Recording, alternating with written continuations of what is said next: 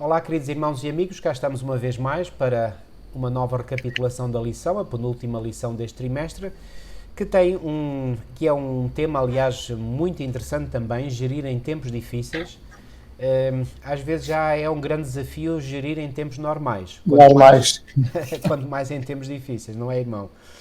De modo que nós precisamos mesmo da sabedoria do Senhor para poder gerir em tempos difíceis. Até porque, e como todos nós sentimos na pele, estamos a viver precisamente esses dias difíceis, esses tempos difíceis na história deste mundo, e sabemos que à medida que nos aproximamos da segunda vinda de Cristo, pois bem, os tempos irão ficar cada vez mais difíceis. Então, mais do que nunca, nós precisamos saber como gerir em tempos difíceis.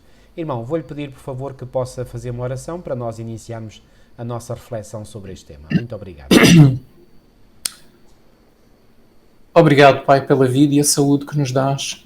E obrigado pelo conhecimento da Tua Palavra que um dia nos destes. Obrigado, E obrigado Senhor. pelo gosto que colocas no nosso coração de estudar a Tua Palavra. Amém. E pelo gosto que colocas no nosso coração de partilharmos o conhecimento com outros, Senhor. Amém, Senhor. No nosso dia-a-dia, na nossa vida, Senhor. Tu possas também abençoar neste momento o estudo, a recapitulação da Tua lição. Amém. Abençoa o pastor Paulo Cordeiro e a mim também. E abençoa aqueles que nos vão ouvir. E que aquilo que aqui for dito possa ser uma bênção e uma ajuda, possa ser bastante proveitoso e útil na vida espiritual de cada um, Senhor. Amém, Te Senhor. pedimos e agradecemos em nome de Jesus, o nosso Redentor. Amém. Amém. Assim seja. Muito bem. Pois bem, aqui a introdução da lição fala-nos, portanto, de que a labuta da vida realmente ocupa muito do nosso foco diário, não é? Com dívidas para pagar, filhos para criar, propriedade para manter, são necessários tempo e reflexão e, claro, nós realmente necessitamos de roupa, alimentos e abrigo. Aliás, no Sermão da Montanha, Jesus abordou estas necessidades básicas e depois declarou: de certo, o vosso Pai Celestial bem sabe que necessitais de todas estas coisas, mas buscai primeiro o reino de Deus e a sua justiça, e todas estas coisas, que são as coisas materiais, vos serão acrescentadas. E esta é uma promessa do Senhor. Então, no meio de tempos probantes, quando necessitamos nos apoiar no Senhor, mais do que nunca, há alguns passos concretos, baseados nos princípios bíblicos que devemos seguir. E é exatamente esses passos concretos, baseados em princípios bíblicos, que é, portanto, o assunto da lição desta semana. Não sei se o irmão quer dizer algo mais, portanto, sobre esta introdução, que nos lança então para a análise desses princípios bíblicos que nos ajudarão a dar passos concretos para fazer uma boa gestão em tempos difíceis. Os tempos difíceis de que a lição nos menciona são precisamente os tempos do fim, os tempos antes da segunda vinda de Cristo. São os tempos que nós estamos a viver, os sinais do fim nós vemos cada dia, os sinais estão-se a cumprir, as coisas estão a acontecer muito rapidamente. Certo. E nós temos que realmente conseguir gerir muito bem aquilo que temos para que seja proveitoso para nós, para a obra de Deus e para aqueles que necessitam. Há passos concretos, há princípios que nós vamos estudar então em cada um destes dias. São os tais passos concretos, ou os tais princípios bíblicos, mais alguns deles são uma repetição daquilo que nós temos visto até aqui. Correto. Mas a repetição é uma coisa boa, a repetição é útil, porque é com a repetição que nós aprendemos e que as ideias se fixam na mente. Então, nunca é demais nós repetirmos alguns destes princípios bíblicos. De qualquer modo, nós temos aqui, por exemplo, logo nas lições de domingo e segunda, 2 exemplos bíblicos que não falámos em lições anteriores. Bom, o princípio que extraímos destes episódios relatados na Sagrada Escritura, nomeadamente em textos do Antigo Testamento, esses princípios nós já os conhecemos de outros textos. Isso. No entanto, estas histórias são novas no estudo deste trimensário. Novos exemplos. Exatamente. E estes exemplos eu considero que são exemplos muitíssimo apropriados. E aqui o título que o autor escolheu, creio que não poderia ainda ser mais adequado, não é?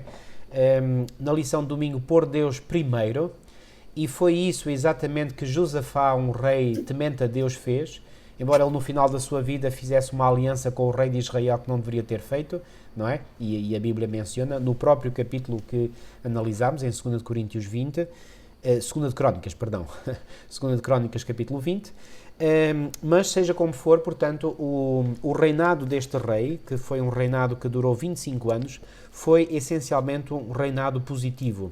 Aliás, a Bíblia fala exatamente do reinado do rei Josafá como sendo um reinado positivo, e eu vou pegar já no texto de 2 de Crónicas, no capítulo 20, e no versículo 32, que diz: E andou no caminho de Asa, seu pai, e não se desviou dele, fazendo o que era reto aos olhos do Senhor. Infelizmente, o relato, ou digamos a suma do reinado de muitos reis na Bíblia é exatamente o contrário desta súmula que é feita para com o rei Josafá. Portanto, Josafá essencialmente era um rei temente a Deus, um rei justo, e isto vê-se claramente nesta história aqui contada em 2 de Crónicas 20, porque o povo de Judá, digamos, recebeu, digamos, ou tinha sobre eles uma ameaça bem real. Era uma ameaça, portanto, de uma grande multidão, e essa multidão era composta essencialmente pelos filhos de Moabe, pelos filhos de Amon, ou seja, pelos moabitas, amonitas, que, eu recordo, eram filhos que começaram mal, digamos assim, e há um provérbio em português que diz que aquilo que começa torto, tarde ou nunca se endireita, não é? E realmente Moabe e Amon foram filhos de incesto, que as filhas de Ló praticaram com o próprio pai, não é? E estas nações sempre foram nações que criaram muitos problemas ao povo de Israel. E diz aqui, portanto, que Moabe e os amonitas, portanto, e com outros, vieram, portanto, à peleja contra Josafá, e era a sua intenção, portanto, certamente infligir uma grande derrota sobre o povo de Judá.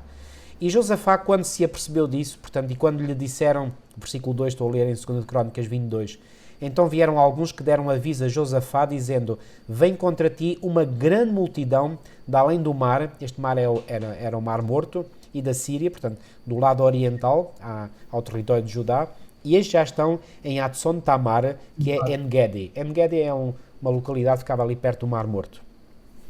Então o versículo 3 diz que Josafá temeu e pôs-se a buscar o Senhor e apregoou jejum em todo o Judá. E esta ação de Josafá realmente é uma ação que me interpela bastante, porque este líder, ele, digamos, não se valeu, digamos, da sua força, da sua sabedoria, ele próprio temeu, ou seja, ele sentiu que não tinha nele próprio o recurso, nem a habilidade, nem a sabedoria para fazer face a esta multidão, e então diz que ele temeu e pôs-se a buscar o Senhor. Isto foi o melhor que ele fez. E depois, não apenas ele o fez, mas, digamos, incentivou o povo a fazer igualmente. Ou seja, conseguiu ser um verdadeiro líder no sentido de apelar ao povo para que todos se unissem numa súplica ao Senhor. E eu encontro aqui um exemplo extraordinário para qualquer líder do povo de Deus. É buscar ao Senhor e ao mesmo tempo incentivar, estimular, encorajar. Não é obrigar, porque Deus não funciona com esse modo, o modo de obrigação. Não.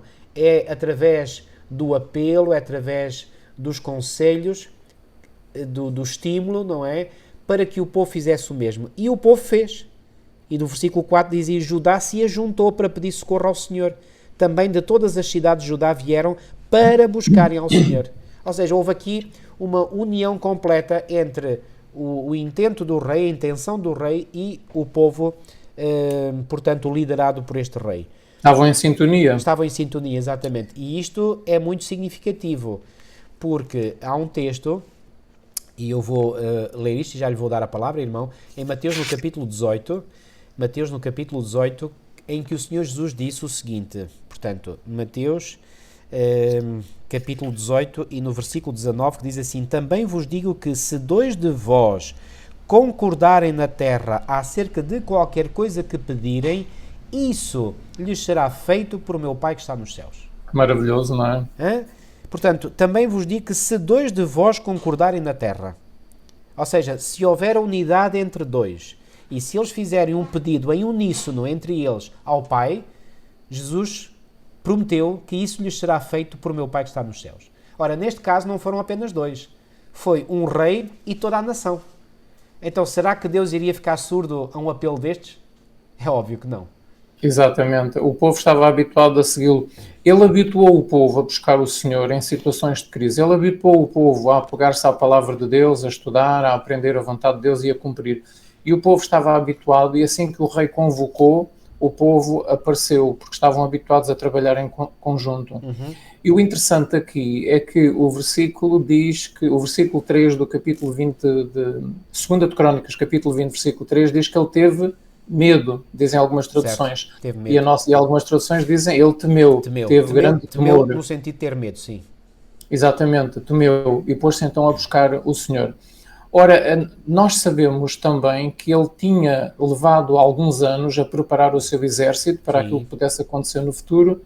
Levou também esses anos a preparar as defesas, as fortalezas das cidades, de Jerusalém também. Certo. Portanto, ele preparou-se como rei, com os seus soldados, ele preparou-se, mas mesmo assim, ele não pôs a sua confiança nas armas, não pôs a sua confiança nas fortalezas que ele tinha feito, no seu exército poderoso que ele tinha criado, tinha treinado e tinha preparado com armas. Ele não confiou nisso. Ele, e é a grande lição aqui para nós, para gerirmos em tempos difíceis, porque isto foi um tempo difícil para a nação de Israel naquele tempo. Certo. Era difícil porque então eles estavam aparentemente em paz e de repente vem uma nação estrangeira e quer invadir e destruir o povo de Deus, Amon e Moab. Ora, nós, adventistas do sétimo dia, vamos passar também por uma situação idêntica. Nós estamos em paz neste momento, parece que está tudo bem, temos muitas instituições, muitas igrejas, milhões de membros, parece que está tudo bem, muitas escolas sabatinas, etc, etc. Mas o que está para acontecer é que as nações do mundo inteiro vão se virar contra o povo de Deus. Então vai haver uma tentativa de invasão, não é, do povo de Deus, sob a forma de leis, sob a forma de decretos, sob a forma... Portanto, vai haver uma invasão do povo de Deus. Então nós temos que estar preparados como adventistas do sétimo dia para aquilo que está para acontecer. Como é que Josias fez? Ele dispôs-se a buscar, Josafá, no versículo 3, ele diz que se dispôs a buscar o Senhor e proclamou um jejum em todo o país. E o versículo 4, todo o povo se reuniu no pátio do templo, tal como Salomão tinha dito que se fizesse em tempo de crise. Exato. Eles também oraram, o povo orou, pedindo que realmente Deus confundisse os seus inimigos. E no versículo 12 notamos novamente que o rei orou e ele disse sinceramente do seu coração: em nós não há força, porém os nossos olhos estão postos em ti, diz ele no verso 12. Não é? Portanto, este buscar ao Senhor, proclamar um jejum, este orar e dizer em nós não há força, os nossos olhos estão postos em ti, esta é a atitude correta. Este é o passo concreto a dar nos tempos de crise que nós estamos a viver. Este é o princípio bíblico. O princípio bíblico é o título de domingo, é pôr Deus em primeiro lugar. Isso. E se nós pusermos Deus em primeiro lugar nos tempos difíceis que nós estamos a passar, é este tempo, não é? Nós vamos certamente conseguir, com a ajuda do Senhor, vencer com êxito este tempo de crise. O êxito aqui... Sim. Aqui mesmo no final do versículo 12, eu acho que há aqui duas ideias muito interessantes que, digamos, se complementam perfeitamente. Ele diz: não sabemos nós o que faremos. Pois é. Não sabemos nós o que faremos. E quantas vezes pode não acontecer connosco também, que nós, perante determinadas situações específicas, podemos não saber o que fazer. Mas, aí agora vem a segunda ideia, que complementa esta. Nós não sabemos o que faremos. Mas precisamente porque não sabemos o que faremos, os nossos olhos estão postos em ti. Exatamente. Porque tu sabes, o Senhor sabe. Então, se o Senhor sabe, só temos que pôr os olhos nele para que ele nos dê a resposta àquilo que nós não sabemos. Ora bem, exatamente. O Senhor sabe, não há situação difícil para o Senhor, nenhuma. Nenhuma. E parece que nós sabemos como é que havemos de reagir quando a crise vier, quando vier a perseguição, quando vierem as tais leis, que nós sabemos quais são, não é? A lei do domingo, a lei do não comprar e vender. Quando vierem essas leis, para nós parece que está tudo muito claro na nossa mente e vai ser tudo muito simples, temos soluções para isto e para aquilo, mas não vai ser assim tão simples. Não, porque em teoria é uma coisa, mas quando nós estivermos metidos no meio do problema, no meio do fogo, não é? Ora bem. As coisas vão ser um pouco diferentes. Então é necessário realmente nós estarmos hoje já a nos disciplinarmos a buscar o Senhor em primeiro lugar em tudo na nossa vida hoje, para estarmos habituados a fazer isto e no momento de crise nós conseguimos fazer aquilo que Josafá fez. Exato. E a oração é muito importante, o orar ao Senhor, o pedir ao Senhor que nos guie. Agora, o irmão disse há pouco algo muitíssimo importante, que é Josafá não confiou no seu exército numeroso, bem Pois. treinado que tinha, não Nem nas confiou fortalezas. nas Tinha preparado as fortalezas. cidades para serem fortes, para resistirem a uma invasão. Exatamente, não confiou em nada disso, ele confiou no Senhor. Mas agora vamos ver as coisas do outro lado, ou seja, o reverso da medalha.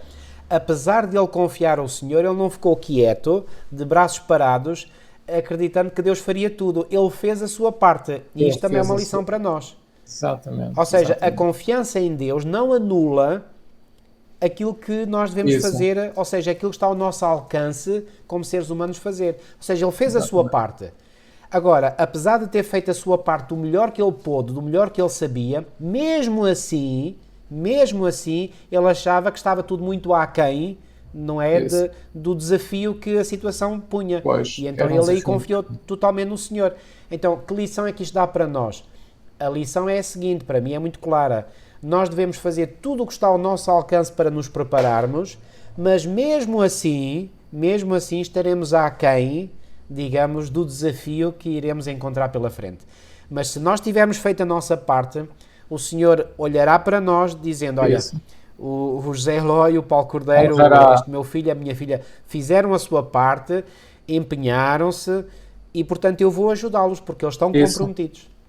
E, portanto, Deus sente prazer, aliás, em fazer isso. Quando Deus vê nós fazermos a nossa parte, Isso. Deus sente prazer em fazer a parte dele e quer honrar a fé do seu povo quando ele fez a sua parte. Exatamente. Então Deus compromete-se. Isto é muito importante. A outra parte importante é que ele não ficou acabrunhado ao ponto de ficar um canto sem fazer nada e deixar que as coisas acontecessem. Não. Portanto, a outra parte importante é não temer o adversário. Isso. Isto é muito importante. Ele não temeu o adversário. E a força do adversário era superior. Isso. Era superior. E nos tempos do fim vai acontecer a mesma coisa. É a A mesma força do coisa. adversário vai ser muito superior. No E- entanto, não devemos temer o adversário, mas sim temer não fazer a vontade de Deus. Temer não estar em sintonia com Deus. Porque se estivermos em sintonia com Deus, as coisas, Deus vai estar ao lado do seu povo.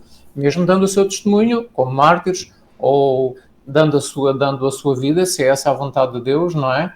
Quando Deus entender que não há necessidade de mais mártires, não vai servir nenhum objetivo para a conversão de mais ninguém, então Deus não permitirá que haja mais mártires. Mas o êxito e o sucesso implica mais o que Deus mais pretende aqui, o êxito que Deus quer ver no seu povo é mantermos o nosso caráter íntegro, um caráter à imagem de Cristo, mesmo no meio das crises e das provas Isso. difíceis que irão acontecer ao povo de Deus nos últimos dias. Esse é o verdadeiro auxílio do Senhor, esse é o verdadeiro êxito, digamos. Porque, como disse, haverá uma fase em que haverá mártires e há outra fase em que os mártires cessam, Deus não permite que ninguém mais morra. Mas até lá vai haver mártires. Agora, esses mártires, se morrerem refletindo o caráter de Cristo ao mundo e fazendo com que outros tomem a decisão e se convertam, não é? Então isso é um êxito. Tem a certeza da vida eterna garantida. Exatamente. É isso mesmo. Eu vejo aqui também uma grande semelhança entre este caso e o caso do tempo do fim, porque aqui no versículo 2 de 2 de Crónicas 20 diz: vem contra ti uma grande multidão. Grande, pois é. E no tempo do fim, quando os ímpios se coligarem todos entre eles, exatamente, vai ser exatamente uma grande multidão, eu até diria uma grandíssima multidão, contra um punhado de remanescentes, não é? Pois. Agora, essa desproporção não deve fazer-nos temer. Isso. Ou seja, não nos deve deixar de confiar no Senhor, bem pelo contrário. Temer ao ponto de ficarmos tolhidos. Exatamente, isso mesmo. Agora, temer sim, e viramos os olhos para o Senhor e diz: Senhor, precisamos da tua ajuda. Exatamente. Isto é grande demais para nós, para a nossa força. Então precisamos mesmo de ti. É agora a altura de tu atuar juntamente com o teu povo e fazeres brilhar, portanto, o teu nome, não é?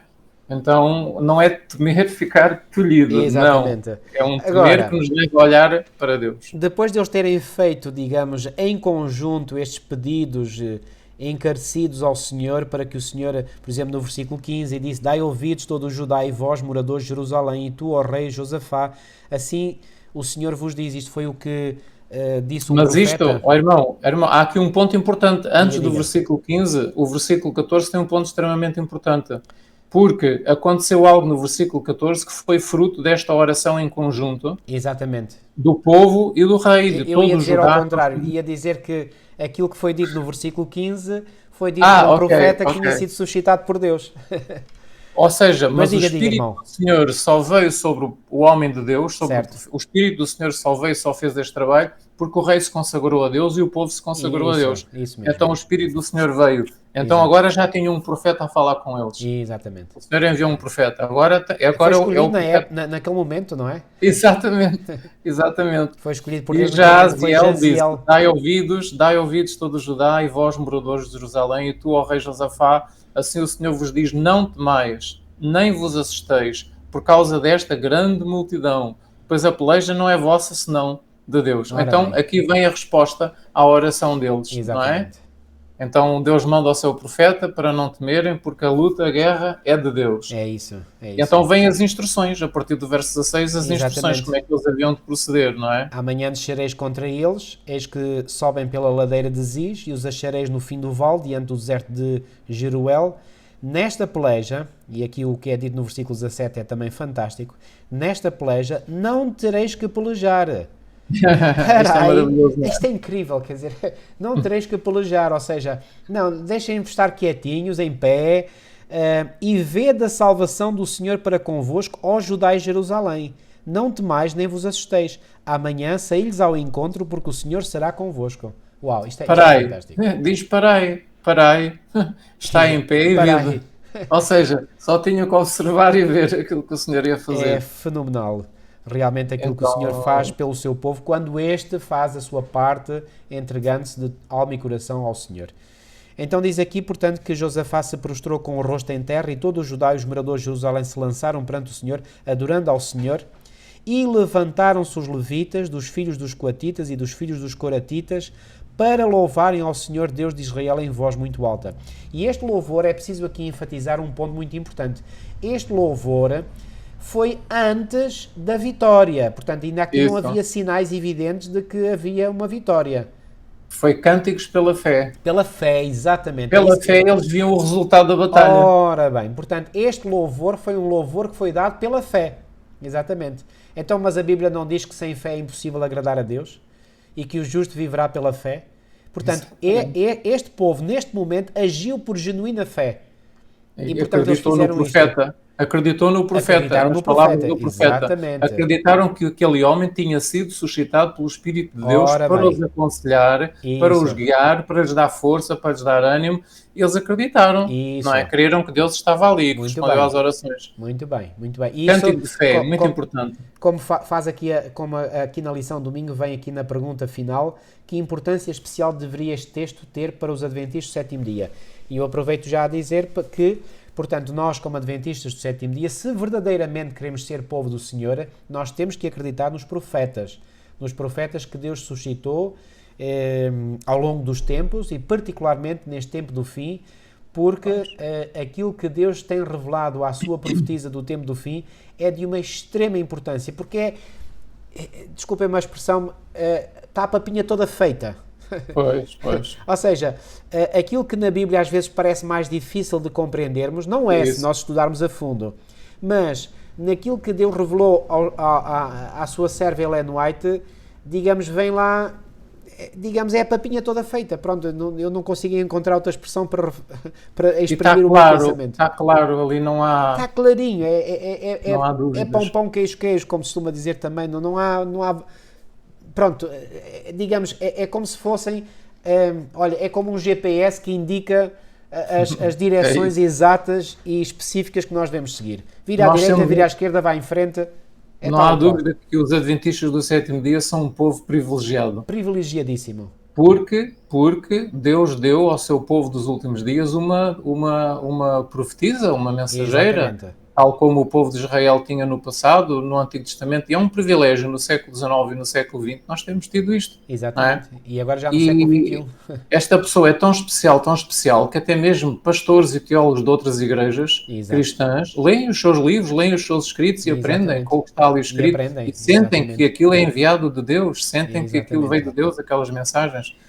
Então é Portanto, cá extremamente está importante. então uma lição absolutamente fundamental deste texto de 2 de Crónicas 20 para nós hoje, porque o cenário que ocorreu aqui é um cenário semelhante em tudo aquilo que nós enfrentaremos em breve, em que uma grande multidão, portanto, coligada virá contra nós, não é? Assim como havia Pois. aqui dois povos, aliás, três, porque fala aqui também daqueles do monte, os moradores das montanhas de Saíra, não é? Ao sair.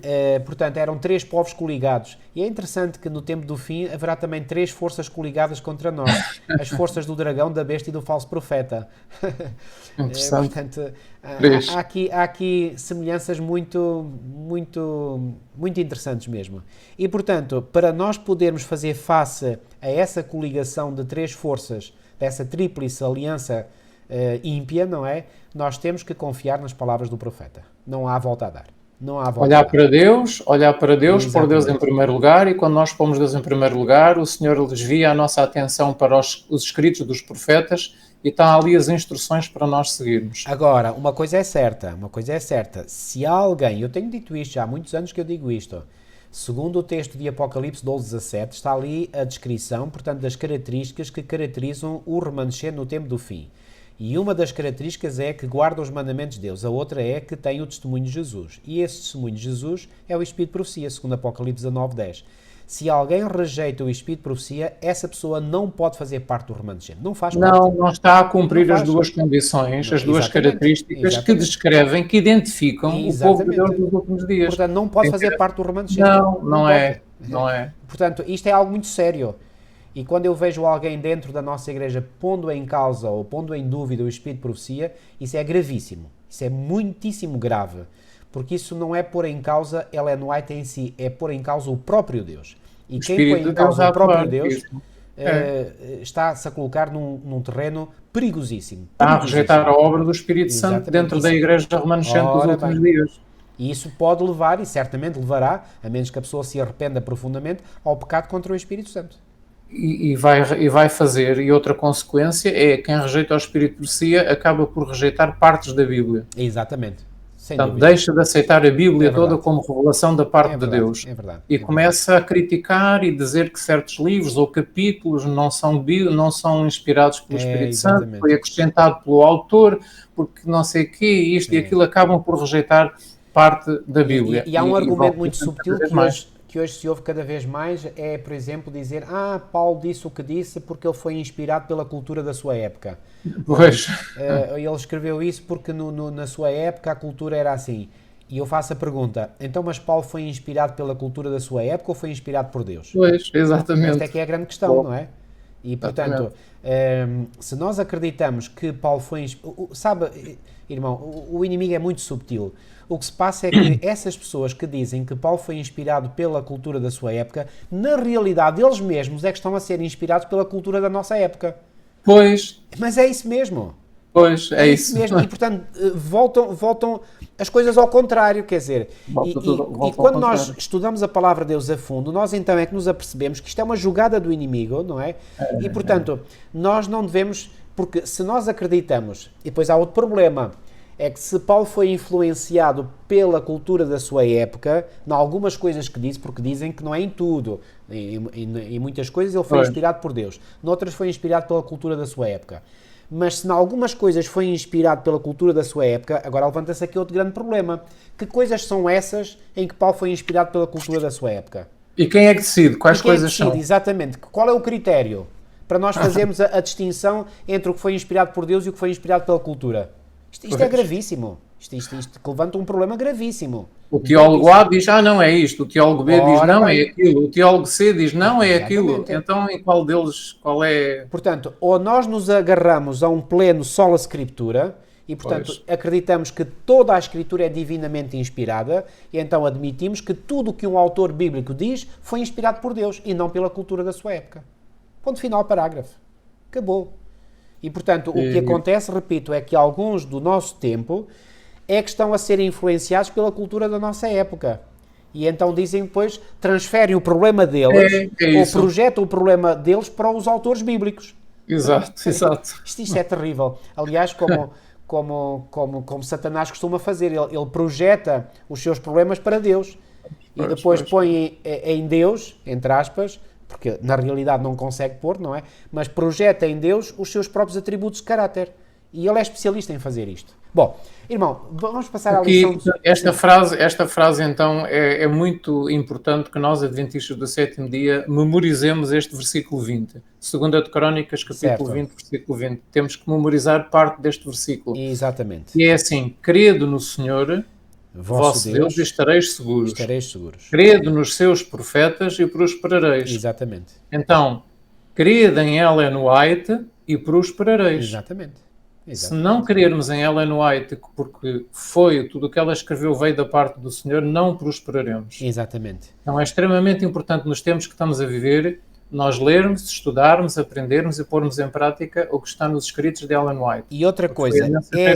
Foi o seu profeta para os últimos dias. Exatamente. E outra coisa, é uma incoerência quando alguém diz, não, eu acredito em Deus, eu creio em Deus, mas depois diz que não crê num ou vários dos profetas. Não, isso não funciona. Então, se é Deus quem enviou os profetas, tem que crer nos profetas que foram enviados por Deus. Mas isso é mais do que óbvio. Isso é tão óbvio. Qualquer pessoa com o mínimo de inteligência, de bom senso, sabe que isto é um raciocínio completamente lógico, não é? E muito mais se nós conhecemos a vida do profeta e vemos que os seus frutos condizem com os frutos que a Bíblia diz que são os frutos do Espírito de Deus, não é? Portanto, crer no Senhor vosso Deus implica crer nos seus profetas. Exatamente, implica crer nos seus profetas. E prosperaremos. Se não fizermos isso, nós não vamos prosperar. Exatamente. E neste momento, como digo, existe uma tentativa para neutralizar a influência dos escritos de Ellen White dentro da Igreja. Infelizmente.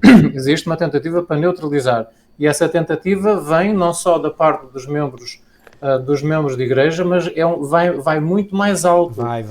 Essa tentativa parte dos próprios teólogos, dos próprios professores de teologia, parte dos próprios líderes da igreja. É uma triste realidade, mas é um facto que isso existe. E eu confirmo que isso existe. Exatamente. Portanto, temos que realmente... Este é um passo, então, extremamente importante. Pôr Deus em primeiro lugar, não temer o adversário, buscar o Senhor em oração, e o Senhor vai dar a orientação necessária para nós fazermos a sua vontade e não falharmos. Exatamente. Este é o passo importante. Deus, aliás, em primeiro lugar. Deixe-me dizer uma coisa e talvez terminar com uma nota mais positiva sobre aquilo que o irmão acabou de dizer. O facto de Ellen White ser desprezada, por vezes criticada, etc., para mim só prova que ela é uma profetisa verdadeira. Pois, porque o inimigo ataca. Exatamente. O inimigo ataca tudo o que é verdadeiro. Quando eu leio, por exemplo, palavras de Jesus, que vem no Evangelho de Mateus, capítulo 23, e no versículo 34, quando Jesus disse assim, portanto, eis que eu vos envio profetas, sábios e escribas, e a uns deles matareis e crucificareis, e a outros deles açoitareis nas vossas sinagogas e os perseguireis de cidade em cidade, para que sobre vós caia todo o sangue justo que foi derramado sobre a terra, desde o sangue de Abel o justo até ao sangue de Zacarias, filho de Baraquias, que mataste entre o santuário e o altar. Ou seja, o que é que Jesus aqui fez? Ele fez uma retrospectiva da história do povo de Israel até aquele momento e disse, o que é que vós fizeste com os profetas? Uns mataste, outros açoitaste, ou seja, todos os profetas de Deus foram maltratados. E há uma outra frase em que Jesus diz também durante a sua vida, o seu ministério, a qual dos profetas não perseguiram os vossos pais? Exatamente. Não é? Então, portanto, se fizeram isso com os profetas verdadeiros do passado, por que não hão de fazer com Ellen White? Exatamente. Então, Ellen White é uma figura VIP, portanto, que fica digamos, aquém desta maldade? Claro que não. E, portanto, os ataques contra Ellen White, para mim, quanto mais fortes eles são, mais convencido eu fico de que ela é uma profetisa verdadeira. Pois, que o inimigo quer derrubar essa influência que é poderosa dentro da Igreja. Há aqui um texto de Espírito de Profecia nos comentários que diz assim, acerca das provas, porque pôr Deus em primeiro lugar nas provas, pronto. Porquê é que Deus então permite essas provas? Será que são necessárias? São. Não é fora das provas, mas no meio das provas que o caráter cristão se desenvolve. Exatamente. Isto que eu vou ler e que estou a ler está aonde? Isto está em Obreiros Evangélicos, página 417 e 418. O facto de estarmos expostos à repulsa e oposição leva o seguidor de Cristo a uma maior vigilância e oração mais fervorosa, dirigida ao poderoso ajudador. A prova severa, vencida pela graça de Deus, desenvolve a paciência, a vigilância e a resistência e uma profunda e permanente confiança em Deus. Então Deus permite a prova precisamente para desenvolver no nosso caráter estas características. Muito bem. Mas Deus está ali ao lado, pronto para dar a ajuda. Exatamente. É nós só olharmos para Deus como fez Josafá. A fé cristã triunfa na medida em que capacita os seus seguidores a sofrer e a manterem-se fortes e a submeterem-se, e dessa forma a conquistarem, a morrerem continuamente e, contudo, a viverem, a levarem a cruz e assim a alcançarem a coroa da glória. Então, as provas fazem parte, é o meio que Deus utiliza para que o caráter cristão se desenvolva. Exatamente, e louvado seja Deus por isso. Não estranhamos as provas que vão acontecendo. É isso mesmo. Irmão, vamos passar à lição de segunda-feira, e aqui a lição de segunda-feira fala de um outro episódio retratado no Antigo Testamento, só que aqui o rei em causa, portanto, não fez como Josias, não é? Como Josafá, também já estou a fazer como o irmão há bocadinho disse, porque Josias também foi um bom rei, também fez boas reformas. Josias foi um bom rei. Mas Davi, portanto, foi o rei aqui mencionado neste relato. Pois bem, ele não agiu exatamente como Josafá agiu. Portanto, ele aqui quis confiar nos seus recursos. Há bocadinho nós enfatizámos o facto de que Josafá, apesar de estar munido de todos os recursos que ele tinha junto, não é? Ele não confiou nesses recursos. Mas Davi teve uma falha e, portanto, cometeu esse erro. E então ele quis saber quantos homens de guerra estavam disponíveis, portanto, para a guerra. E então ele mandou fazer um recenseamento. Ok?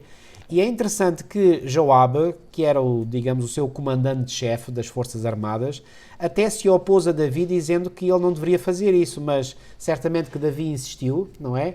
E ao insistir, Joabe acabou por fazer. Aqui também vemos que Joabe era alguém que não era firme. Se ele fosse um homem firme, dizia, não, rei, peço desculpa, eu não estou de acordo, eu não faço. E, portanto, mas queria se calhar segurar o cargo dele, tinha amor, mais amor à posição e ao cargo que ocupava do que à verdade e à justiça, e portanto ele acabou por fazer aquilo que Davi, digamos, o incitou a fazer. E finalmente ele foi fazer, e veio o resultado, e o resultado vem em 1 Crónicas 21, portanto no versículo 5, e diz assim, Joabe deu a Davi a soma do número do povo, e era todo Israel 1.100.000 homens, dos que arrancavam a espada, ou seja, dos que estavam preparados para a guerra. E de Judá, 470.000 homens, dos que arrancavam a espada. Ou seja, só a tribo de Judá era quase metade, digamos, de todo o povo, não é? Portanto, a tribo de Judá tinha aqui uma força medonha, não é? Muito grande, não é? Portanto, no seio de todo o povo de Israel. Porque não se esqueçam que no tempo de Davi, portanto, a nação de Israel estava unificada, não tinha ainda havido a divisão entre o reino do norte e o reino do sul, como aconteceu após a morte de Salomão, do filho de Davi. Então, mas isto para dizer que Judá aqui, portanto, era uma tribo que tinha peso, não é? 470.000 homens. E depois aqui o versículo 6 diz que, porém, os de Levi e Benjamim não contou entre eles porque a palavra do rei foi abominável a Joabe. Ou seja, ele não fez tudo, mas fez a maior parte. Ou seja, Joabe usou aqui uma solução de compromisso, digamos assim.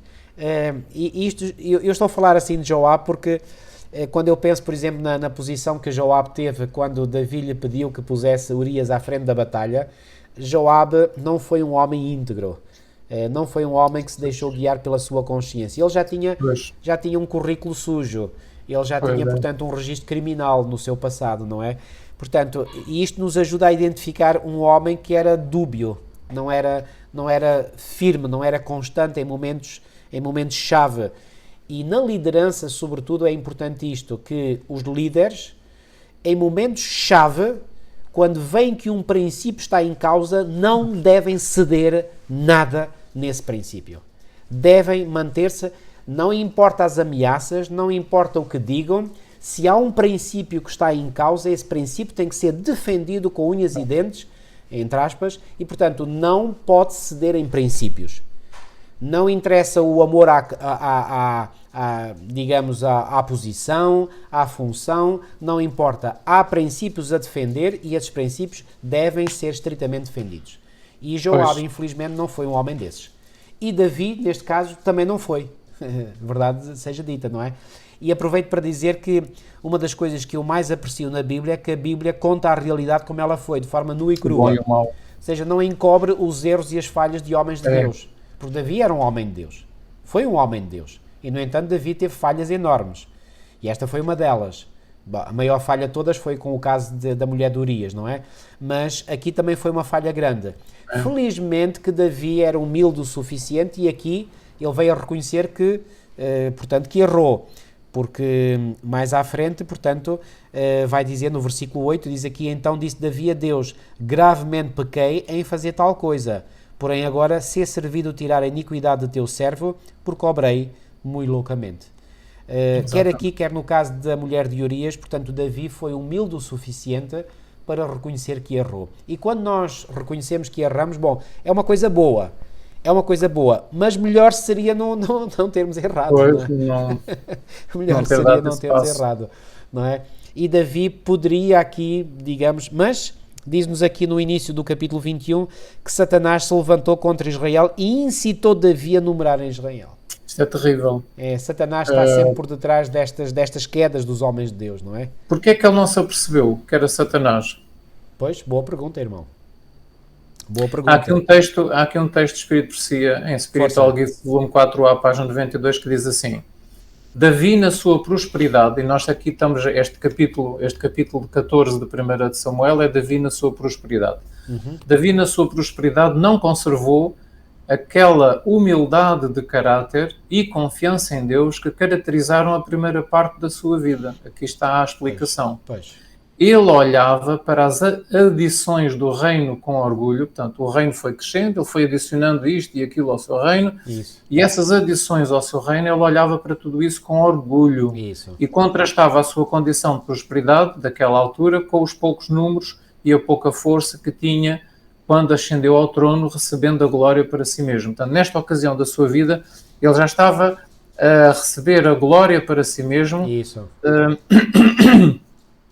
Da situação próspera em que o reino se encontrava. Isso. E agora ouçam, ele gratificava os sentimentos ambiciosos ao ceder às tentações do diabo para contar Israel, a fim de comparar a anterior fraqueza que possuíam com o estado de prosperidade sob o seu reinado.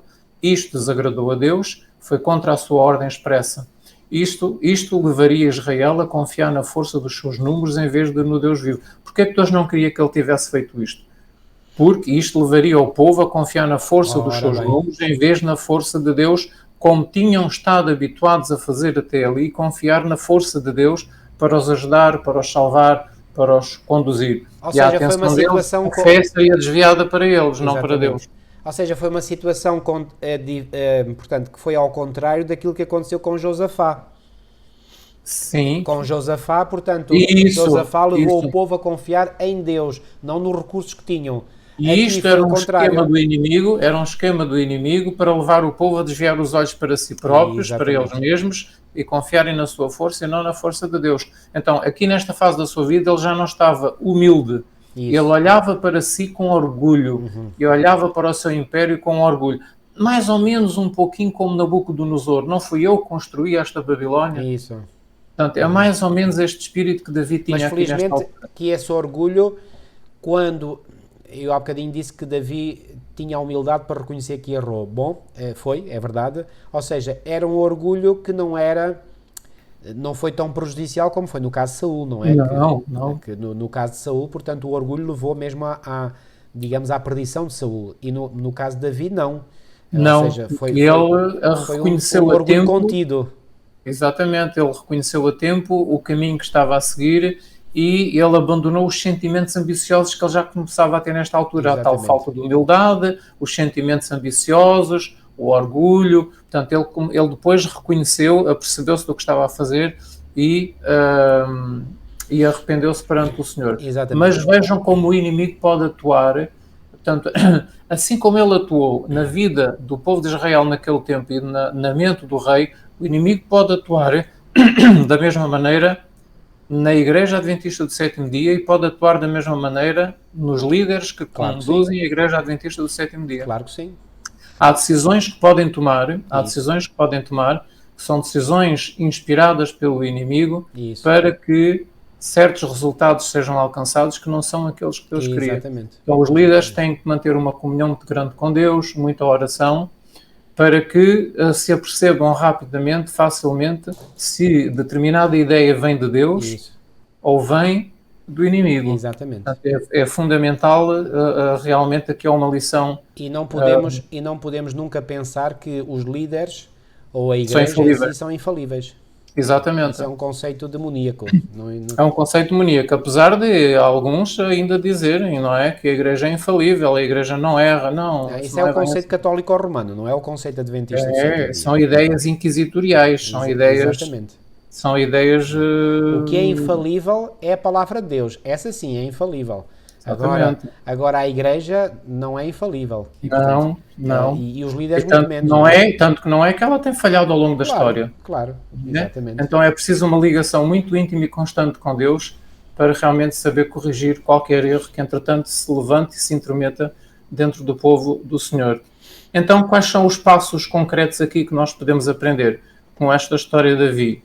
É pormos a nossa confiança em Deus e não na força política, por exemplo. Não no poder político, não nos partidos, não no governo, mas pôr a nossa confiança em primeiro lugar em Deus. Exatamente. Isto é extremamente importante. Essa é uma tentação muito forte da igreja se apoiar no braço humano. Nunca deu bom resultado isso, nunca deu bom resultado. Além de perderem a ligação com Deus, acabam por obter a ligação com uma força oposta a Deus. Ou seja, há uma força espiritual no mundo invisível, a força dos anjos caídos, não é? E nós estamos, sem querer, a unirmos-nos, a dar as mãos a essa força invisível que luta contra Deus e contra o governo de Deus.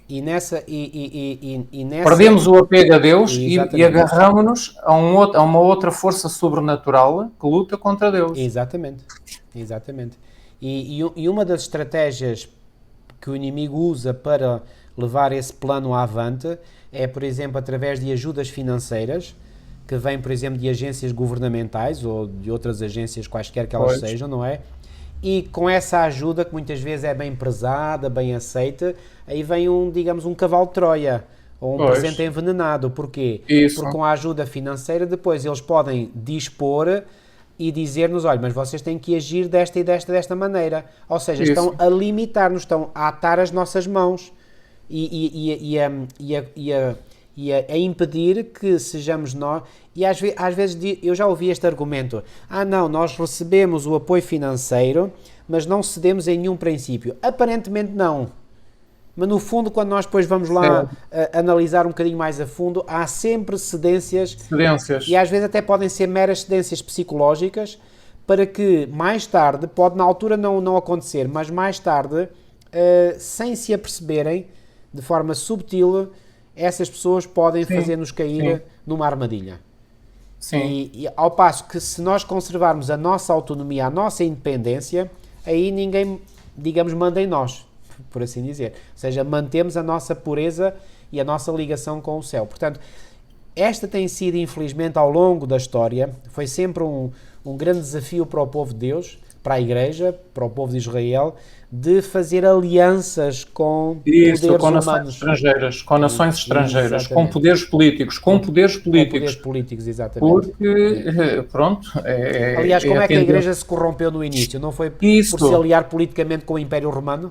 Isso, exatamente. De que resultou a Igreja Católica Apostólica Romana? Isso mesmo, exatamente. Ok. E hoje existe... Acho que não é apostólica. Se fosse apostólica, eu prefiro dizer Igreja Católica Romana, não apostólica, porque se fosse apostólica não teria chegado onde chegou, não é? Ou seja, se tivesse mantido, digamos, o ensino dos apóstolos, porque apostólica quer dizer isso, que mantém o ensino dos apóstolos. Ora, a Igreja Católica Romana, infelizmente, temos que o dizer, não mantém o ensino dos apóstolos. E, portanto, desviou-se grandemente... Muito mesmo do ensino dos apóstolos. Muito mesmo, logo nos primeiros séculos, primeiros séculos. E depois... Portanto, não devemos resistir à tentação, como povo de Deus, como Igreja de Deus dos últimos dias, devemos resistir à tentação das alianças políticas. Exatamente. Alianças políticas, alianças governamentais, ou porque, pronto, é como o irmão disse, historicamente foi assim que o cristianismo se corrompeu e vai voltar a acontecer outra vez agora nos tempos do fim. Exatamente. Infelizmente vai voltar a acontecer a mesma coisa. O que é que tem contribuído, por exemplo, para a apostasia do protestantismo? Também são alianças, portanto, com poderes políticos, com poderes intelectuais, sim. aceitam-se teorias e filosofias que não têm apoio na palavra de Deus, não é? São filosofias de homens, de seres humanos, não é? E isso tem contribuído para a apostasia em que o protestantismo clássico se encontra, que é terrível, que é absolutamente terrível. E a nossa igreja, a Igreja Adventista do Sétimo Dia, não está imune a isto, não está de forma Não estamos, por isso é que temos que estar muito atentos, Exatamente. não é? Os líderes principais são aqueles, os líderes principalmente são aqueles que tomam as decisões, não é? Exatamente. A igreja, portanto, delega neles essa responsabilidade de tomar as decisões e eles, portanto, têm que ter muita atenção porque estão a representar milhões de pessoas que delegaram neles essa responsabilidade e representam Deus, não é? Então têm que ter muita cautela e muita sabedoria, muita oração para não tomarem decisões erradas que depois atem as mãos da igreja e a igreja não possa fazer o trabalho que deve fazer. Exatamente. Nem possa... Pronto, é isso. Muito bem. Irmão, vamos avançar, portanto vamos passar para a lição de terça-feira. Aqui, tempo para simplificar. Irmão, em poucas palavras, o que é que achou... Isto é muito importante, porque é assim, nós estamos perto do fim. A vinda de Cristo, portanto, está realmente mais próxima do que quando aceitámos a fé. Sem dúvida. E os sinais estão a acontecer e nós sabemos que podem acontecer já muito rapidamente ou podem acontecer mais lentamente, mas de qualquer modo estamos realmente a viver os tempos do fim e nós temos que simplificar. O que é simplificar? Simplificar é reduzir as nossas posses o mais possível. O que é que isto quer dizer? Em vez de estarmos a juntar riquezas e posses aqui na Terra, nós devemos estar a diminuir. Exatamente. Devemos estar a desapegar-nos cada vez mais das coisas que nos prendem a este mundo. E a juntar aquilo que temos no espaço mais limitado possível. E este é um texto que me impressionou bastante e que até vem aqui na nossa lição. É um texto de Ellen White. Conselhos sobre mordomia, não é? Conselhos sobre mordomia na página 37 e diz assim... É agora que os nossos irmãos deveriam estar a reduzir as suas posses em vez de aumentá-las. Estamos prestes a mudar-nos para uma terra melhor, a celestial. Não procedamos, pois, como quem queira habitar confortavelmente sobre a terra, mas ajuntemos os nossos objetos no espaço mais limitado possível. Ou seja, em vez de acumularmos casa a casa, propriedade a propriedade, carro a carro, isto é um exemplo, nós deveremos estar a diminuir cada vez mais as nossas propriedades, as nossas posses aqui na Terra. E estarmos já a prepará-las, se é que as temos, se é que as alcançamos e as adquirimos, estarmos já a preparar, tal como estudámos nas lições anteriores, a maneira de dispor delas para o avanço da obra de Deus. E vamos precisar dessas propriedades para o avanço da obra de Deus, agora na altura daquilo que nós chamamos o último derramamento do Espírito Santo em chuva seródia. E nesta época em que nós chamamos a grande pregação da mensagem do terceiro anjo em alto clamor. Não é? A mensagem do terceiro anjo vai ser pregada em alto clamor no mundo inteiro. Ninguém vai ter dúvidas sobre a verdade. Certo. A igreja vai pregar a verdade no mundo inteiro. Todos vão ser esclarecidos, todos vão sentir a convicção, todos vão saber qual é o caminho. E todos vão tomar uma decisão, ou querem ou não querem, ou aceitam ou não aceitam Deus. Mas nesta época da chuva seródia do alto clamor, nós vamos ter que dar tudo por tudo. Isto é, depois disso, acabou. Exatamente. Depois disso não há mais nada. Então, não adianta ficar com casa, não adianta ficar com carro, com dinheiro no banco, na conta bancária, ou em depósitos à ordem, ou em ações, ou em obrigações, seja lá o que for. Portanto, não adianta continuarmos com a riqueza, porque nós não vamos, a partir daí, poder utilizar a nossa riqueza. Muito bem. A nossa riqueza vai passar das nossas mãos para as mãos de outras pessoas. Irmão, e nós não vamos poder gerir essas riquezas. Exatamente. Temos que estar a preparar-nos agora para dispormos dessa riqueza para o avanço da obra de Deus durante a chuva seródia e o alto clamor. Exatamente. Esta é a ideia principal que nós temos que ter como adventistas do sétimo dia. Muito bem, muito bem. Reduzir as nossas posses agora, ao mínimo possível, e preparar-nos para reduzir completamente, portanto, para o avanço da obra de Deus nesta ocasião. Exatamente. E eu penso que a atual crise que estamos a viver, sobretudo esta crise que se iniciou com esta crise sanitária mundial, mostra como tudo aquilo que é material é tão efêmero, é tão instável, é tão inseguro. E, portanto, eu creio que esta crise veio mostrar que aqueles que confiam ou que confiavam, portanto, nessas suas posses materiais, de repente viram todo o seu império, digamos assim, entre aspas, ser abalado, não é? É porque aquilo que temos é como se não tivéssemos. Exatamente. O que acontece é que as pessoas têm, mas é como se não tivessem. O que vai acontecer, o que está prestes a acontecer, é isso. As pessoas vão ter, mas é como se não tivessem, não vão poder usar. E o povo de Deus não vai poder usar. Isso. E nós sabemos aquilo que está para acontecer. Então é usar enquanto nós podemos, não esperar por essa ocasião, porque vamos ficar sem nada. Se guardarmos até ao fim, ficamos sem nada. Exatamente. Nem usamos para Deus, nem vai ser para nós que não vamos poder usar. E aqui convém, mais uma vez, recordar, já o fizemos no passado, o exemplo de Noé. Noé empatou todos os seus bens na construção da arca e no anúncio da mensagem que Deus lhe deu de comunicar aos seus contemporâneos, não é? E quando veio o dilúvio, ou melhor, quando ele entrou na arca, ele não tinha nada, mas tinha ganho tudo, não é? Porque ao vir o dilúvio, ao destruir tudo, se ele tivesse deixado alguma coisa nesta terra, teria servido para quê? Para quê? Tinha ficado tudo destruído, nem tinha, exatamente. E Jesus não disse que assim como foi nos dias de Noé, assim será nos dias de Ora bem, exatamente. Portanto, tudo aquilo que nós guardarmos nesta terra não servirá para nada, porque vai ser tudo destruído. Agora, não mais por um dilúvio, mas pelo fogo, como diz. Exatamente. Portanto, qualquer propriedade que nós possamos ter vai ter que ser usada para Deus, para a obra de Deus, para espalhar a verdade no mundo inteiro durante o tempo da sua Sorôdia. Nós vamos ter que conseguir fazer isso até ao fim do tempo da graça. Isso. Até...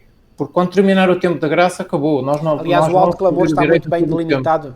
O alto clamor está muito bem delimitado em termos temporais. O alto clamor sabemos que começará com a saída do decreto dominical mundial, não é?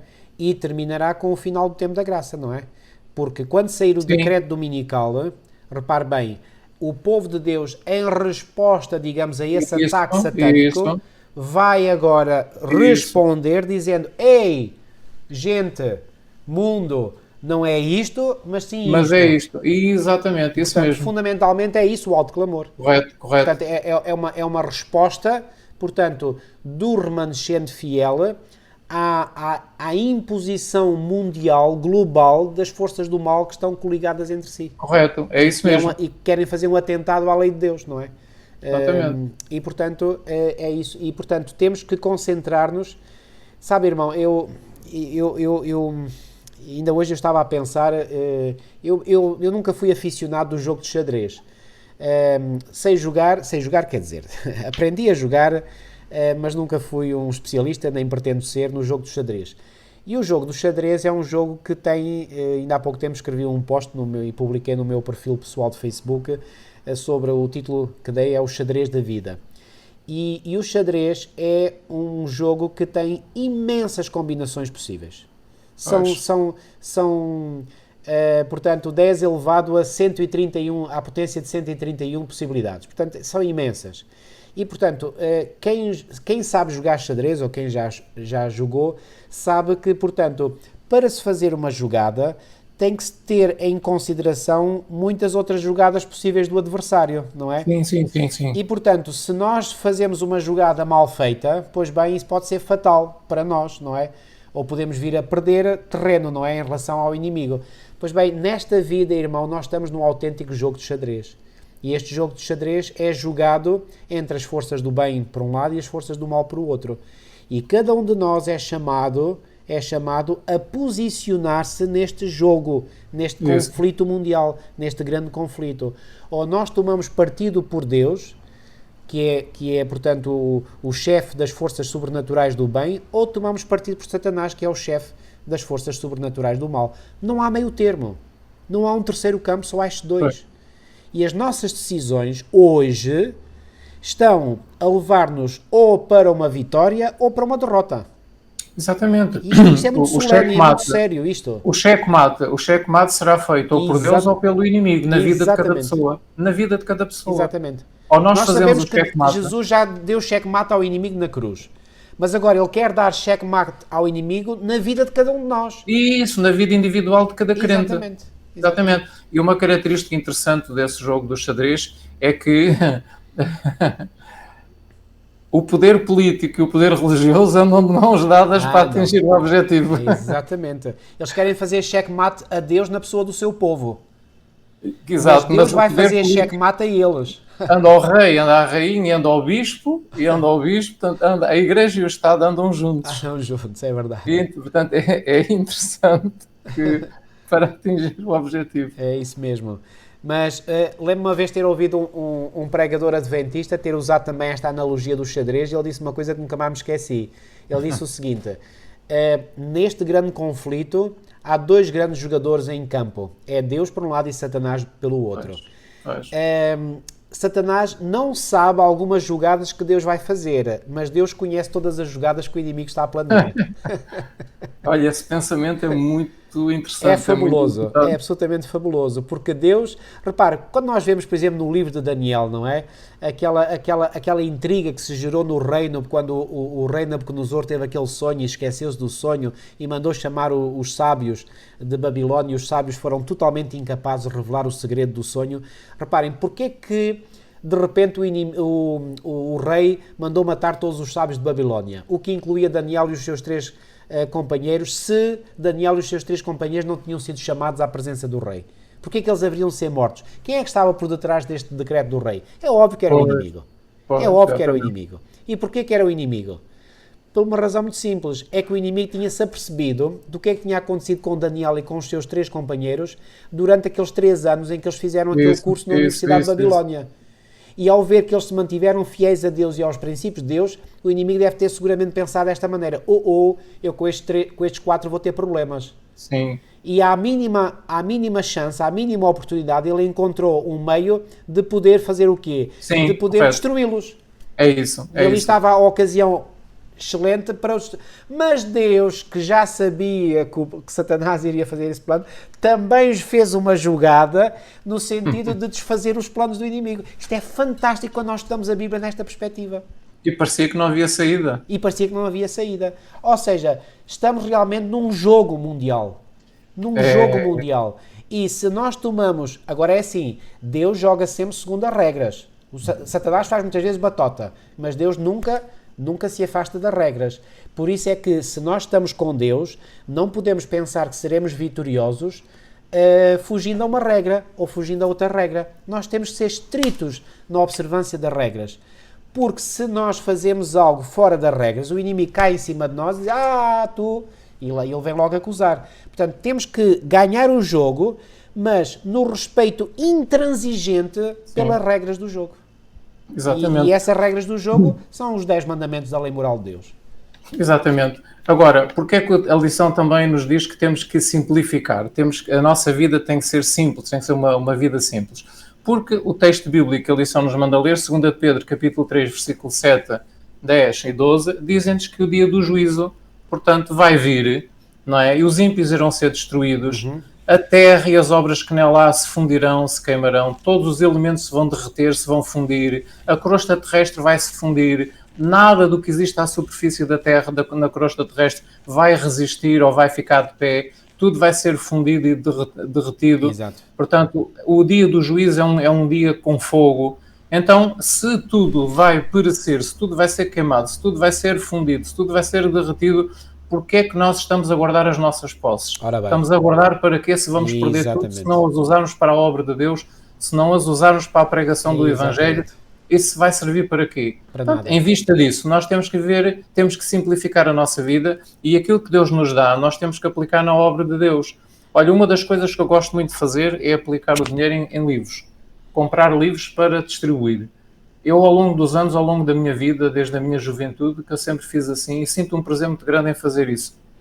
E ter livros, dezenas e dezenas de livros deste livro, daquele e aquele, e depois, todos os dias, encontro alguém a quem eu possa oferecer um livro. E ao longo da minha vida foi sempre assim. Depois, mais tarde, até comecei a fazer uma lista,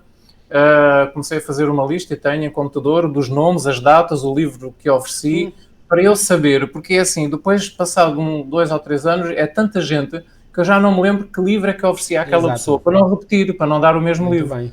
Então eu tenho que ter um controle para dar sempre livros diferentes, não é? Muito bem.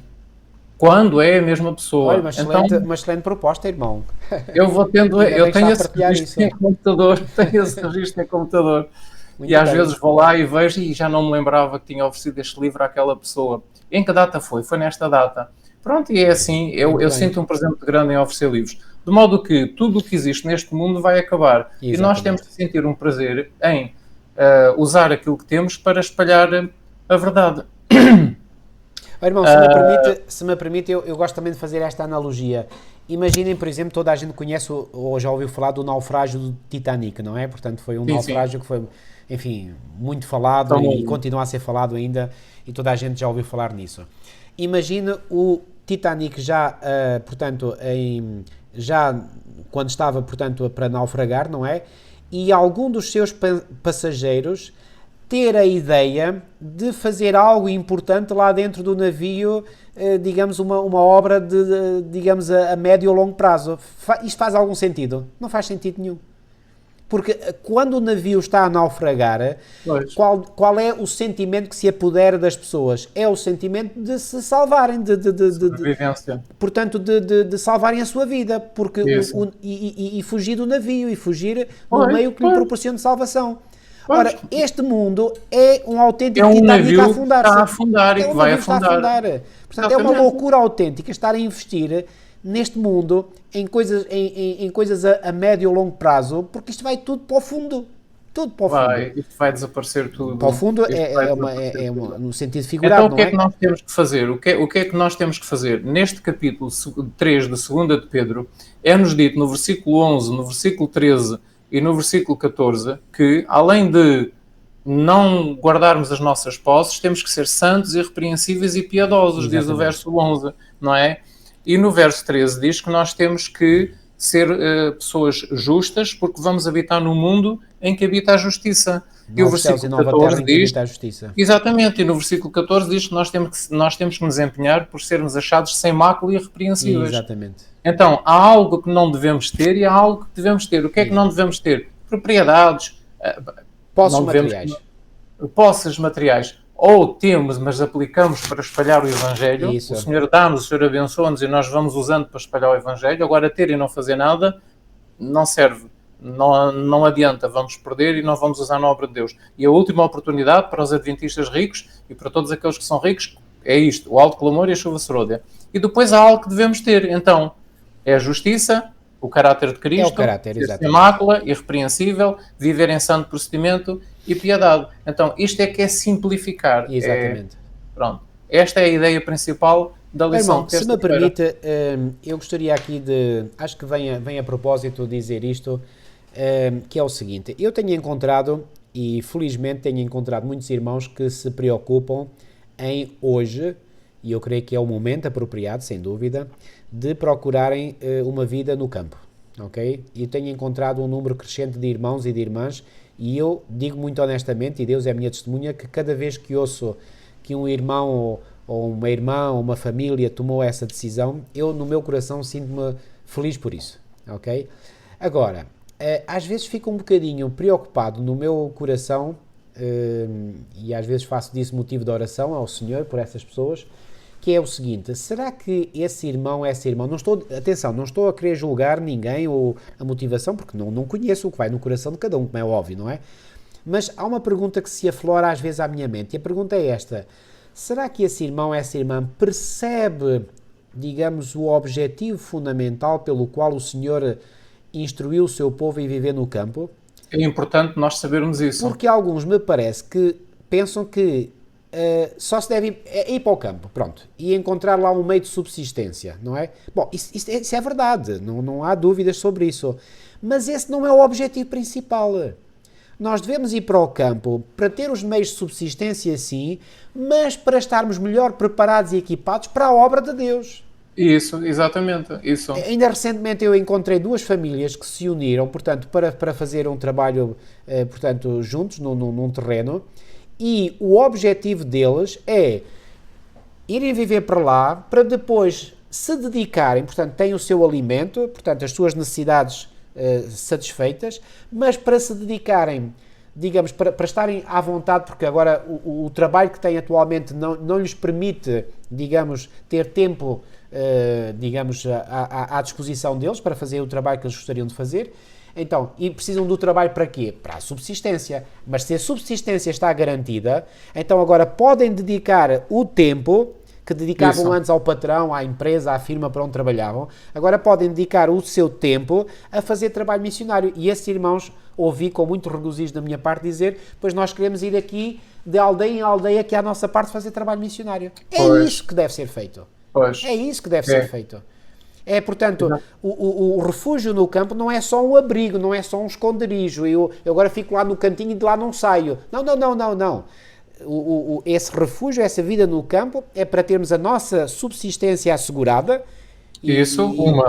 Exatamente. E a partir daí, nós partirmos em missão para a missão que o Senhor quer que nós façamos. Para sermos uma luz na área, na zona, na região, no distrito, na província. Pronto. Terceiro, conseguirmos educar as crianças, também, os filhos, sem as influências maléficas das cidades. Exatamente. Não é? Sem as tentações, as influências maléficas. Exatamente. Então, esse é o objetivo. São estas três coisas. Subsistência, difundir a luz e educar os filhos. Exatamente. E estar mais perto de Deus para conseguir perceber melhor a voz de Deus. Mas isso o próprio ambiente favorecerá, digamos, esse melhor contato. O silêncio, a paz que se... Os pássaros a cantar, o ribeiro sempre a correr, a água sempre a correr e os pássaros a cantar, não é? Até os anjos falam melhor à nossa mente, nós ouvimos melhor a voz de Deus a falar connosco. Há aqui um texto, já agora, que eu gostaria de ler e que diz assim, está em 1 Escritos, na página 111. Anjos estão a vigiar-nos e a guardar-nos. E muitas vezes ofendemos esses anjos pela condescendência em conversas banais, em anedotas, em piadas, bem como por nos entregarmos a um estado de necessidade e descuido. Embora possamos fazer de vez em quando um esforço para a vitória e obtê-la, no entanto, se não a conservamos, acabamos por nos afundar no mesmo descuidado e indiferente estado, incapazes de enfrentar as tentações e resistir ao inimigo. Não suportaremos a prova da nossa fé, e não estaremos a sofrer por amor a Cristo, nem nos gloriando na tribulação. Há uma grande falta de fortaleza cristã e de serviço a Deus por princípio. Então, neste simplificar, nós, à medida que simplificamos a nossa vida, os anjos vão estando em contacto mais íntimo connosco. Porque nós estamos a dar o passo que Deus quer e os anjos aproximam-nos para nos ajudarem ainda mais. Não é? Então, não convém realmente levarmos uma vida em que possamos ofender esses anjos.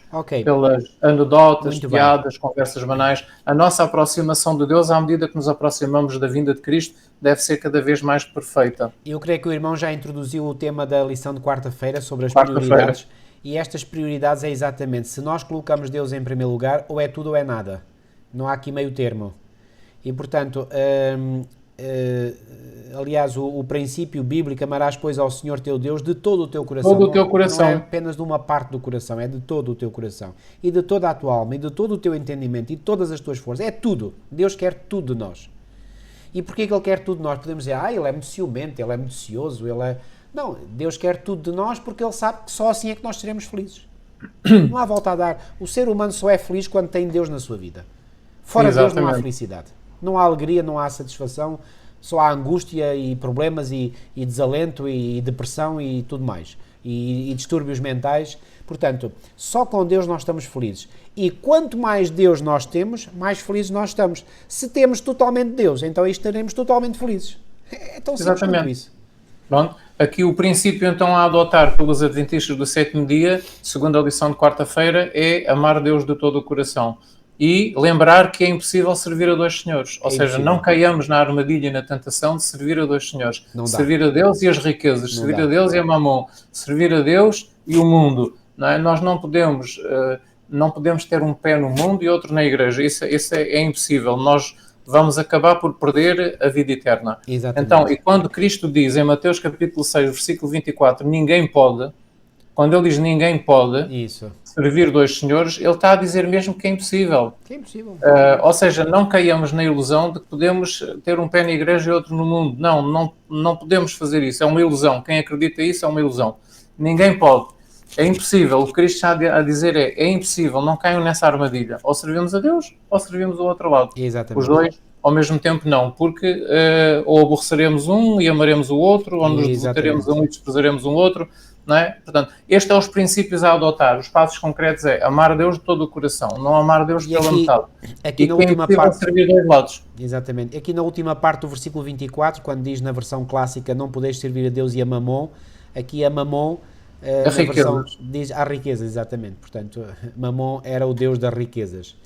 Muito bem, vamos passar à lição de quinta-feira, quando não se puder comprar ou vender. Pois bem, aqui é quando chegar o clímax da crise final, não é? O clímax da crise final para o povo de Deus, não é? E o autor diz aqui muito bem que a Bíblia pinta um doloroso retrato do mundo antes da segunda vinda de Jesus, não é? Daniel fala acerca de um tempo de angústia qual nunca houve, desde que houve nação até aquele tempo, isto vem logo no início do capítulo 12. Então, considerando alguns dos tempos de angústia do passado, aquilo a que ele está a referir aqui deve ser bastante mau.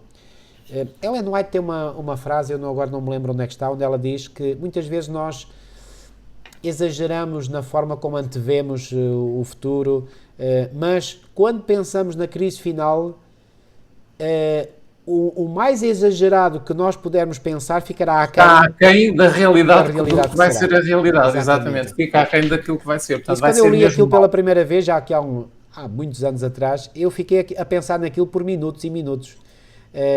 Portanto, ou seja, por muito que nós possamos fazer, digamos, cálculos mentais ou perspectivas, não, a realidade que iremos sentir na pele, portanto, será muito superior àquilo que nós podemos imaginar. Isso, vai ser pior do que imaginamos. Exatamente. Portanto, a ideia é esta. Nós não conseguimos exagerar.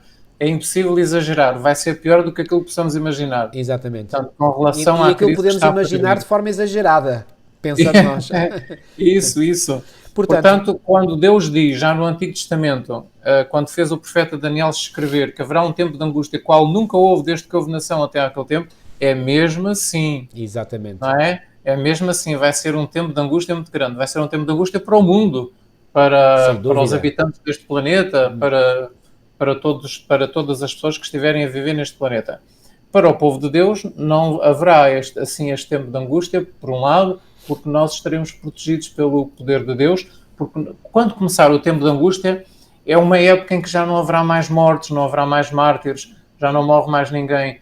Então, a angústia que o mundo estiver a sofrer, o povo de Deus não sofre. Estará livre dessa angústia. Não estarão a morrer de fome, não estarão a morrer de doenças, não estarão a ser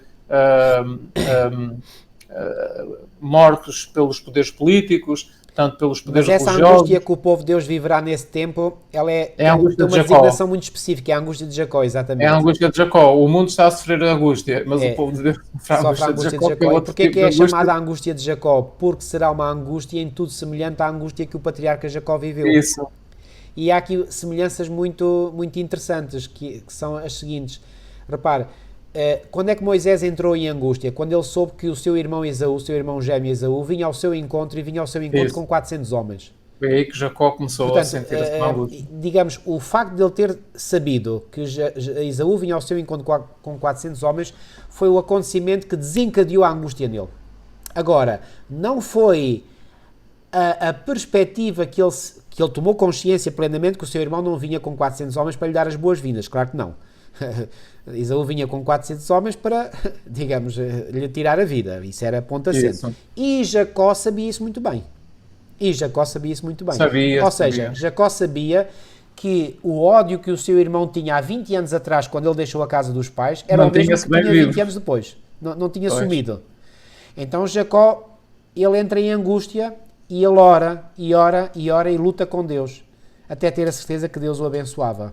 E que Deus o perdoava realmente, definitivamente, o seu pecado de há 20 anos. Exatamente. Mas isso não quer dizer, Ellen White é clara, que ele não tivesse já feito uma confissão do seu pecado antes. Já tinha feito. Só que agora a angústia, que a perspectiva da morte... Repara, porque quando Jacó sabe que Esaú e os seus 400 homens vêm ao seu encontro, o que é que ele sente? Ele sente que há um decreto de morte que impende sobre ele e a sua família. Ou seja, que era o povo de Deus daquela época, que era a igreja daquela época. Também no tempo do fim, quando sair um decreto de morte sobre o povo de Deus, não é? Quando esse decreto impender sobre o povo de Deus, o povo de Deus entra na angústia de Jacó.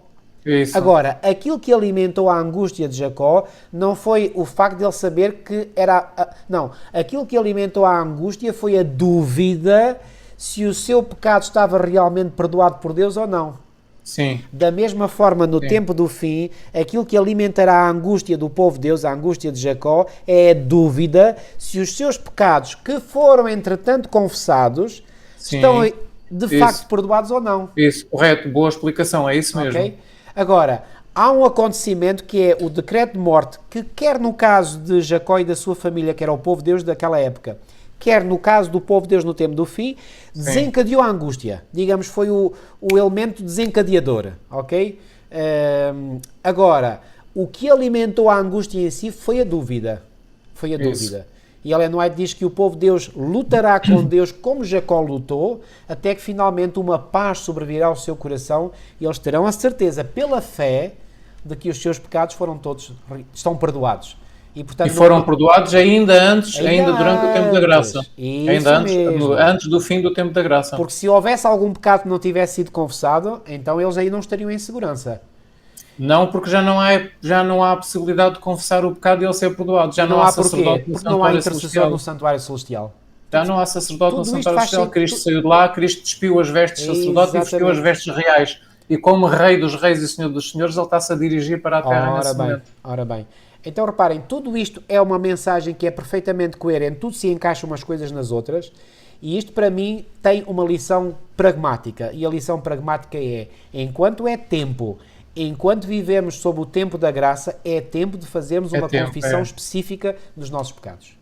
A Deus em primeiro lugar e eventualmente a quem tínhamos ofendido. Okay? Sim, e porquê? Porque a lição de quinta-feira diz, quando não se puder comprar ou vender. Onde é que nós encontramos isso? Apocalipse capítulo 13, versículo 11, 12, 14, 15, 16, 17. O 11, por exemplo, diz que haverá um poder que falará como o dragão. Sim. Não é? Parece um cordeiro, mas falará como dragão. E o versículo 12 diz que faz com que a terra e os seus habitantes adorem a primeira besta, portanto, é assim que está traduzido. Pronto, nós sabemos que é um poder que é mencionado também no capítulo 13 do Apocalipse, que é o papado, não é? Portanto, este poder do Apocalipse 13, que falará como o dragão, fará com que o mundo adore a primeira besta, que é o papado. E depois, no versículo 14, é dito que este poder que falará como o dragão fará uma sugestão aos habitantes da terra para que façam uma imagem deste primeiro poder, que é o papado. E então será feita uma imagem deste poder, que foi o papado, e no versículo 15 diz que este poder fará com que sejam mortos todos aqueles que não adorarem a imagem da besta. E no versículo 16 e no 17 haverá uma marca e ninguém poderá comprar ou vender sem ter esta marca. Então, uma vez que nós sabemos isto, que há um poder que falará como o dragão e que fará com que os habitantes da terra adorem realmente um poder político e religioso que há de surgir, que todos os habitantes da terra vão receber uma marca e quem não tiver essa marca não vai poder comprar nem vender, e que todos vão ser mortos, quem não obedecer a esse poder político e religioso será morto. Então, nós não devemos neste momento, como adventistas, estarmos a preparar para esta época. Se nós vamos perder tudo, não vamos poder comprar nem vender, para que é que estamos a guardar o nosso dinheiro? Para que é que estamos a guardar aquilo que nós temos se não vamos poder usar isso para comprar e vender? Nós temos que dispor das nossas posses antes de chegar o tempo em que não possamos comprar e vender. Exatamente. Nessa altura acabou. Se temos casa, eu queria vender a minha casa nesta ocasião para espalhar a verdade. Já não pode. Não pode. Depois já é tarde demais, já não pode vender a sua casa. Exatamente. Não é? Quer comprar livros para distribuir, não pode. Isso. Já é tarde demais para comprar livros para distribuir. O tempo é Portanto, agora. O dinheiro no banco não vai servir para nada, não vai poder usar o dinheiro que tem no banco. Então, em vista do que está escrito em Apocalipse 13, não é? Versículos 11, 12, 14, 15, 16, 17, é sábio, nesta ocasião, nós adventistas, estarmos a fazer planos para usarmos o nosso dinheiro, aquilo que nós temos, para aplicar no avanço da obra de Deus, em espalhar a verdade, para dar o conhecimento ao maior número possível de pessoas, antes que chegue este tempo em que não vamos poder usar o nosso dinheiro. Temos que estar a fazer planos, estar a planear. Olha, eu Por exemplo, nós devíamos pensar, eu tenho esta casa, quando é que eu vou vendê-la? Eu vou esperar que o senhor me diga quando é que eu vou vender. Mas uma coisa é certa, eu não posso esperar até esta ocasião. Assim que eu me aperceber pelos sinais que a lei do comprar e vender, não poder comprar e vender, está mesmo às portas, então aí nós temos que andar rápido, muito rápido, não é? É vender, comprar literatura, arranjar um quartinho, um sítio qualquer onde nós possamos estar, num vizinho, numa vizinha, uma pessoa conhecida, é viver num quarto e aplicar esse dinheiro para literatura, para espalhar a verdade. Portanto, eu creio também, irmão, eu creio também que, pronto, especificamente como é que cada um vai viver estes princípios que nós estamos aqui a falar, bom, vai depender também do relacionamento pessoal com Deus que essa pessoa tem, não é? Porque Deus irá mostrar a essa pessoa quando deve investir os recursos que ainda tem e como os deve investir. Isso, quando e como, portanto, exatamente a ocasião em que deve dispor dos seus bens, das suas riquezas, do seu dinheiro.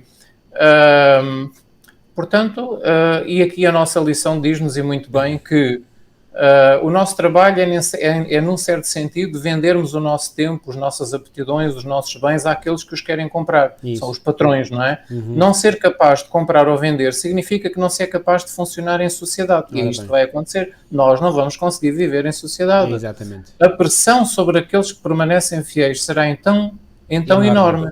Além disso, quanto mais dinheiro tiver, mais parte terá neste mundo, pelo menos em termos de posses materiais. E assim, certamente, a pressão para se conformar depois, na época, socialmente, será ainda mais forte. Claro. Então, como é que nos preparamos? Preparamos agora, assegurando-nos, através da graça de Deus, de que não somos escravos do nosso dinheiro ou das coisas deste mundo. Muito bem. Se nós estivermos amarrados a eles agora, ao dinheiro e às coisas deste mundo, também não estaremos quando, para permanecermos fiéis, tivermos de abdicar delas. Ora bem. Então, o Senhor tem que nos dar sabedoria. Temos que orar ao Senhor para nos dar sabedoria para sabermos quando dispor do nosso dinheiro e das nossas riquezas. Exatamente. E uma maneira de nós nos irmos preparando no nosso coração e na nossa mente para fazermos isto é estarmos agora habituados a dar o dízimo e a dar ofertas. Isso. Porque quem agora abre o seu coração, abre a sua bolsa para dar ofertas para a obra de Deus, para comprar livros, para distribuir literatura, para apoiar ministérios que estão a fazer um excelente trabalho no mundo inteiro.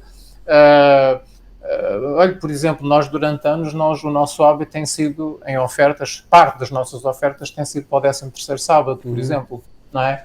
Pronto, decidimos assim. E também damos as nossas ofertas para a obra do Senhor noutros ramos, noutras áreas no mundo. Muito bem. Mas o que devemos estar a fazer agora é, se nós estivermos agora habituados a dar o nosso dízimo, se estivermos habituados a dar as ofertas, não vai ser difícil depois dispor do resto das nossas propriedades, ou riqueza, ou dinheiro, ou conta bancária, para realmente estes últimos avanços da obra de Deus na Terra, porque será a última mensagem de misericórdia a ser dada ao mundo e temos que dar tudo por tudo. Olha, então, eu conheço um caso, não vou referir, mas conheço um caso, quer nos Estados Unidos e outro caso cá em Portugal, de irmãos que tinham grandes bens, não é? Em empresas, etc., e que venderam.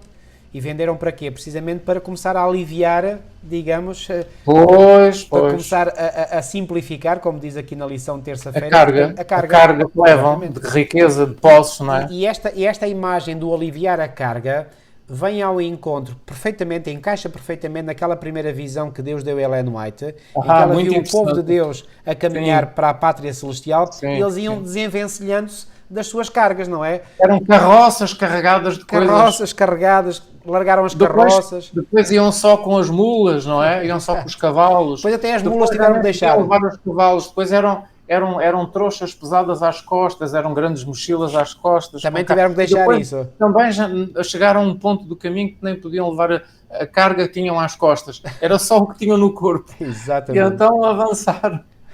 E é bonito, é o caminho estreito, é a visão sobre o caminho estreito. E não é possível nós caminharmos no caminho estreito com muita carga atrás de nós, é impossível. Pois, temos que nos ir habituando agora, de facto. Ok, irmão, eu creio que conseguimos, pela graça de Deus, rever os pontos essenciais da nossa lição e vamos terminar com uma oração. Nosso querido e amado Pai que estás nos céus, nós te damos muitas graças, Senhor, porque tu nos deste a oportunidade, mais uma vez, podermos, Senhor, estar aqui a refletir e a partilhar, Senhor, princípios tão fundamentais para a nossa vida individual e para a vida do teu povo como uma igreja remanescente. Ó Senhor, agradecemos porque tu não nos deixaste no vazio, não nos deixaste na ignorância, mas tu nos revelas através da tua palavra, Senhor, princípios que são absolutamente fundamentais, e pedimos, Senhor, que tu nos dês a coragem e a motivação para pormos em prática na nossa vida cada um destes princípios, Senhor. Se há algum princípio que nós ainda não vivemos plenamente, ó Senhor, por favor, ajuda-nos a vivê-lo quanto antes, porque tu queres todo o nosso coração, toda a nossa força, todo o nosso entendimento e não apenas uma parte. Ó Senhor, se há ainda alguma coisa em nós que não te honre, que não te agrade, ó Senhor, por favor, consome isso em nós. Nós te damos essa autorização, Senhor, e que seja de uma maneira ou de outra que tu possas consumir, Senhor, toda a vaidade, todo o orgulho, todo o amor por riquezas, por bens materiais, seja o que for, Senhor.